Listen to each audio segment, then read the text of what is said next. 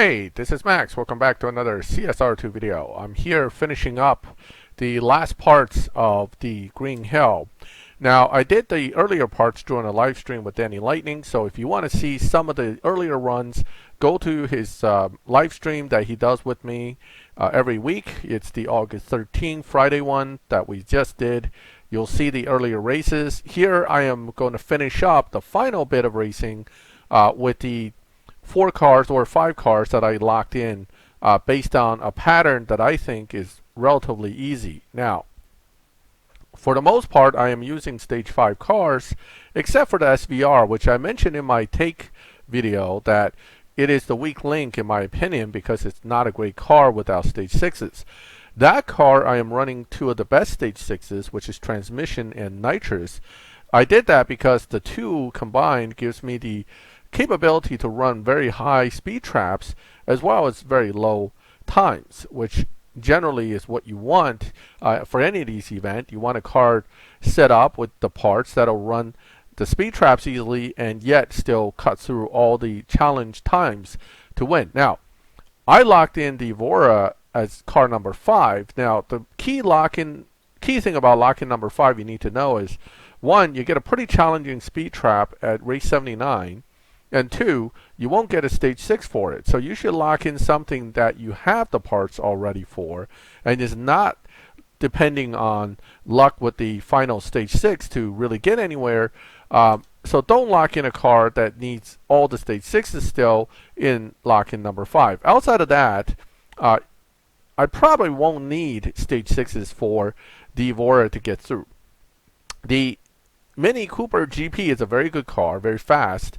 And if you know how to shift it properly, which actually the viewers told me how to do it, because I was apparently shifting it wrong, skip kind of to 4th gear and then nitrous 5th gear with the Mini GP, even at stage 5, makes a pretty good run out of it.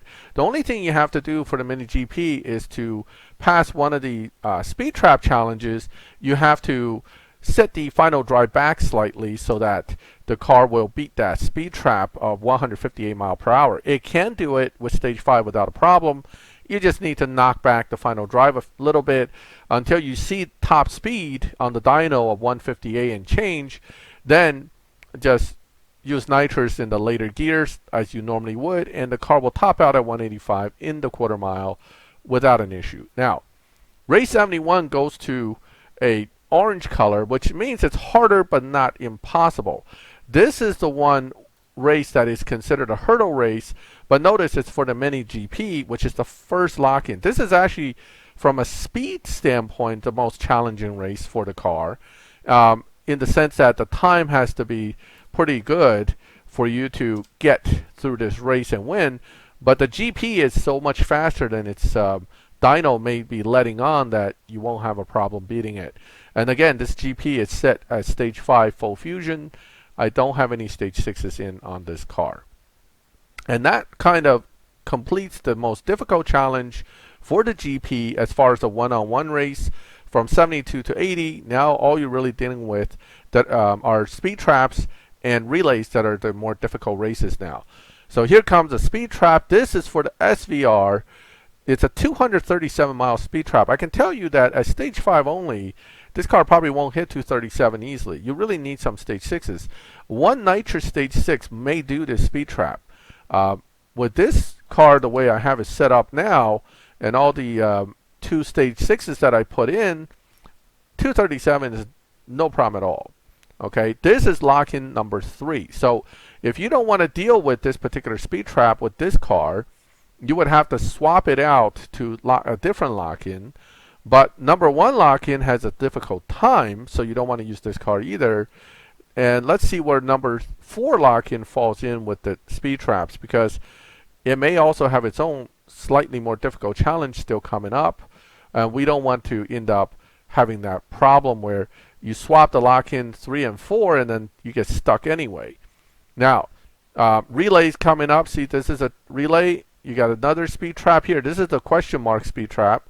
I think this is going to be for that car, and this one will be for that car, and then you get the relays. But let's go ahead and do it, get it done, and let's see if my little estimates of these lock-in pattern works out So again, SVR weak link that needs to be built a little more.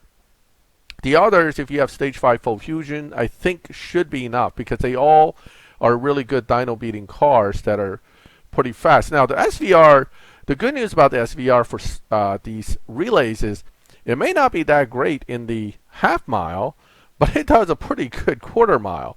So it's relatively fast in the quarter mile, making things easy for you when you're doing relays and it's involved. Because really the other cars may be slower, but the SVR kind of makes up for it in the quarter mile for you because it's quicker in the quarter mile. It loses a lot of steam between quarter and half mile. That's where it kind of falls on its face a little bit. Okay, A110 is a good car, but again, it's kind of a funky shift pattern. The way I do it isn't necessarily the best way. I'm just showing you that I can get by with the shift pattern. It gets you again under dyno just enough that it should help you with the relays. And again, this is where the difficulty rating may be fooling you because it'll say it's a lot harder, but then you're gonna beat dyno by like 2/10, 3/10 with every car. Then it's not as hard as it may initially seem. And same thing with the Evora. This is a dyno beating car. As long as you shift it properly and use nitrous properly, it should do very well. So again, this relay taken down with a huge margin of error.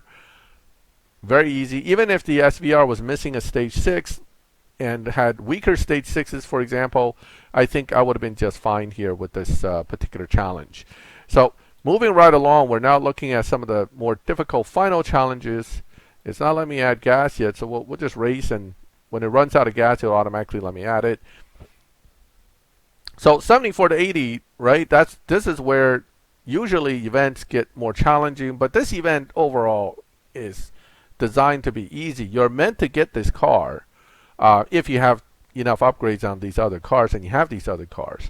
For veteran players, this is a simple event. The car is almost a gimme. For very new players, of course, this can still be a very difficult event because you simply don't have certain car fusions like the Alpine, the Lotus, or even for that matter, the Mini or the Jaguar fusions are not that plentiful for beginners. So again, if you've been playing a little while, I don't see any issues here for you. But if you have not been playing at all, or you just joined the game 2 weeks ago, don't expect to make it through this event and without some issues. Okay. All right. So we're going to go ahead and burn up that last pip of gas, and hopefully by next race, I'll get a chance to fill it up.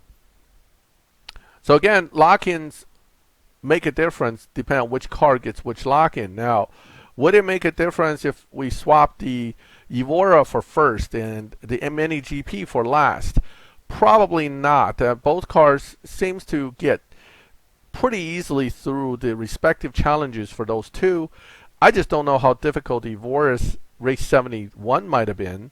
But I can tell you that the Mini GP basically ran right through all challenges. And the only challenge that was a little bit difficult was that 158 mile per hour speed trap, which if you tuned the car to max Evo, it wouldn't be enough. You really have to tune the car to hit 158, then it takes care of it. So I still prefer the Mini GP as the first lock-in my opinion, based on running this event twice with these cars. Now, this is an interesting car as well. It doesn't like transfusions, and you're almost better off not using transfusions.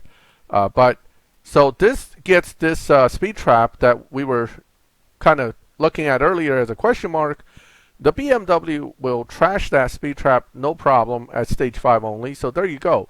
You're now at the last 3 races, which are relay, and speed trap basically. And then that's all she wrote. You get the car. So far, nothing has been really that bad. But again, if you move the SVR to a different spot, I don't know how challenging the races may be for the SVR. That's again the car that I would expect that you would need stage 6s for sure. No matter where you put it, I would say you're going to need 1 or 2 stage 6s because it's a 10.7 car without any stage 6, which is rather slow. Although for these challenges, it doesn't look like much, but you'll see in a minute that the speed trap challenge that's coming up for the Evora isn't super hard, but it's definitely not easy. So if you put the SVR as the last car, I don't know if it would probably get like a 240 something speed trap anyway, um, and then you still have to get enough stage sixes to pull it off. So regardless, it's not going to be super easy no matter which way you want to swing this. So that SVR probably going to need some stage sixes. That's the one car, unfortunately, that I anticipate isn't going to work for you at stage 5 only. Okay. Whoops. That was bad. I shouldn't have done that. I should have let it run a little bit before I did that. So that actually hurts my chances a little bit for the next part. But I'm not too worried because it's going to be a T2 car. I'm not going to screw up the Evora as much as I screwed up the BMW. So hopefully. So here we go. Just got to be a little more, got to concentrate a little bit more here and do this right. Okay, so I got a huge weight. That car's going to get a nice head start, but doesn't mean I can't do it. I can still do it. So just got to catch him. Here it comes. Woohoo! Done. All right, a little bit closer than I would be normally comfortable with, but hey, worst case is I would have had to redo the first race to do a little better. But okay, got through that, easy peasy, and then now this is the speed trap I'm talking about for the Evora. If I'm correct, it should be 199 mile per hour in the quarter mile, which actually for the Evora it really isn't that hard. May require like a little bit of tuning if you're at stage 5, but at stage 6, any stage 6 is added with enough fusions, or 2-3 stage 6s missing a bunch of fusions, I think you shouldn't have a problem with this. So 199 mile per hour, that's the speed trap. Let's go ahead and do it.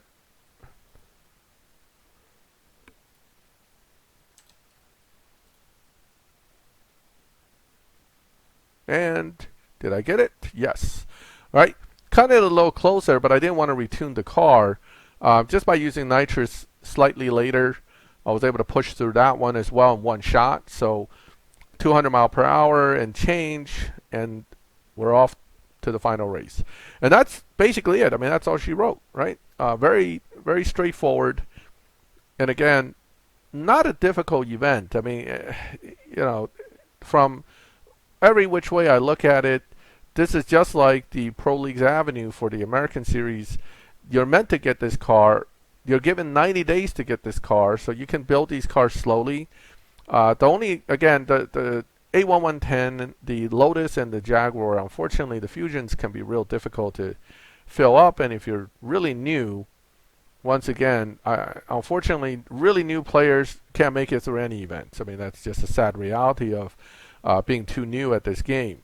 Okay, so again, this is a pretty good car. Give it a little bit run there on the first gear, second, third. And I didn't take the fusions out of the transmission on this car, which you can take out and make it a little bit faster. So you should always consider that as an option too.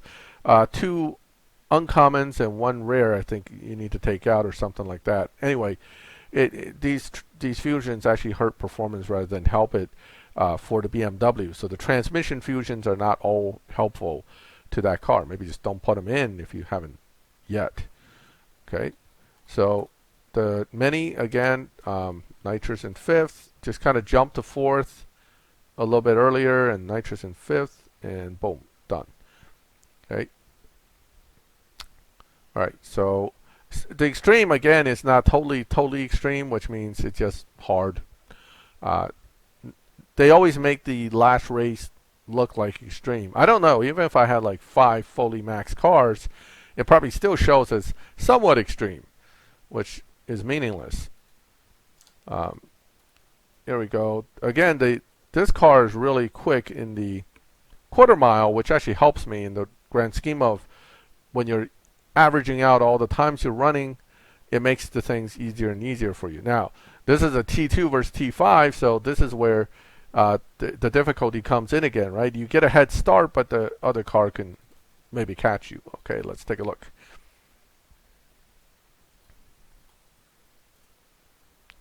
Okay, he's held still, but he's going to get started right about now. Oh, maybe not. Wow, he's held for basically the whole time I'm running. Okay, too bad. Now you, and finally again, that's a fast T5, but it actually went from extreme to hard as I'm racing this, and I'm using mostly stage 5 cars, so not bad at all, not bad at all. So this is my lock-in option pattern. You don't have to follow this or anything, but you know, this is my recommended pattern as far as based on my own experience running this event. And I'm going to go ahead and finish this race, win, and collect the Porsche. Now, if you want to know more about the Porsche, I did do a video on it, a review of the prize car itself. You can check out that video. And ultimately, the short answer to if that car any good, not really. I mean, it's good for the upcoming event if you don't have another car to lock in. But outside of that, I wouldn't even build that car. So it's, you know, it's a free car, but not all free cars are good. So far, the free car that is good here is the BMW. That might be a nice option for Tempest 3 Tier 3. In fact, I'm going to be making a video for you on that. So definitely stay tuned for that video. All right, so that's it. The Green Hell complete, the Porsche collected. I will have to build this car because I do plan to run another event in which I don't have the alternative car. So this will be the lock-in. I think it's a Classics at Heart event. So I will be building this car, even though I don't really like it. It looks great, but it's just not very good in the game. All right, so if you have any comments or questions, feel free to make them in the comments section. If you like the video, leave a like. Share with your friends if you think my lock-in patterns will help them out.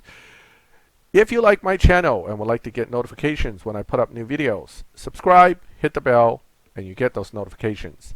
And as always, thank you for watching my videos. I'll catch you next time.